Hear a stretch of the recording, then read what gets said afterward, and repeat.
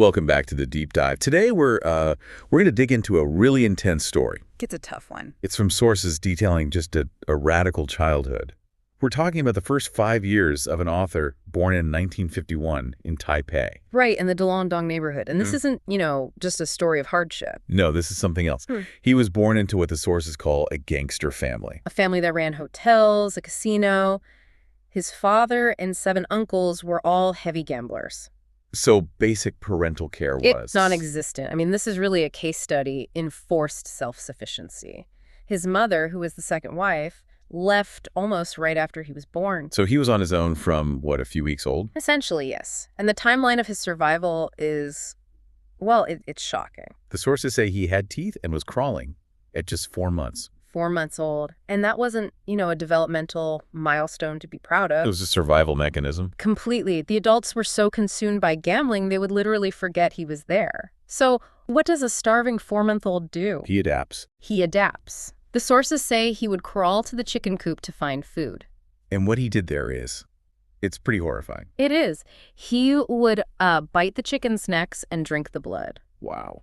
And the strangest detail is that the chickens apparently just seemed to walk over to him almost willingly. And when that wasn't enough... He moved on. He'd crawl to the pig pen. He ate pig swill and, slept among the pigs. Just to be near a food source. Exactly. Right. That only stopped when a sow bit him badly while they were competing for the slop. And it was only then that someone noticed. Right. His grandmother is quoted as saying, "This kid cannot be starved."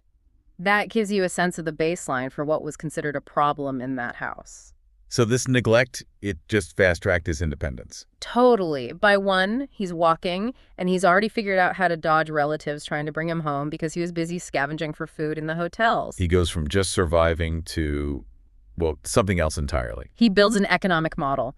By age 3, he's figured out the system. He starts running errands. For the winning gamblers, yeah.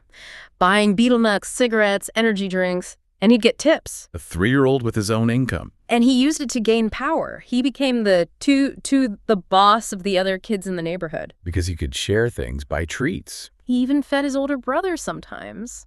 And this is all while he's wearing a discarded flour sack for clothes. Right, the flour sack. He wore it for 2 years. 2 years.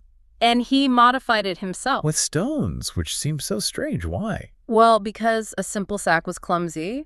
He needed to run. So he weighed the hem down with stones until the fabric ripped up to his knees so he could move faster. Just unbelievable resourcefulness. But then things get even worse. At age 4, everything collapses. The father gambles away all the family's assets. The 5 dump trucks, the hotels, everything. Gone. So they're forced to open a little noodle stand to survive. The neglect is still there, but now the responsibilities are piled on. And at 4, he's put in charge of his infant sibling. An infant. Less than a year old.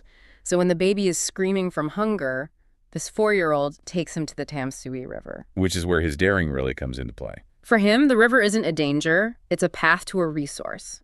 He sees duck eggs on the other side. So what does he do? He carries the baby to the shore, hides him under a rock to keep him cool, and then swims across the river. Swims across the river at age 4. Gets the eggs, comes back after dark. Of course, the baby is starving, and he gets a brutal beating for it. But the beating didn't make him more cautious. No, it did the opposite. That's the key takeaway here.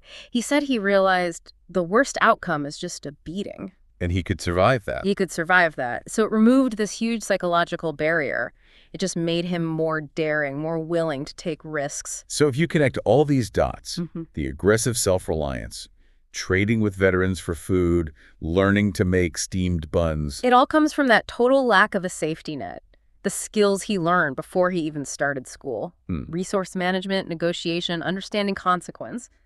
That was his foundation. It really leaves you with a provocative thought, doesn't it? It does. When you look at this extreme, almost feral childhood, it makes you wonder how much of success in any field is just the ability to withstand the consequences, to embrace that daring because you know the worst outcome is something you've already survived.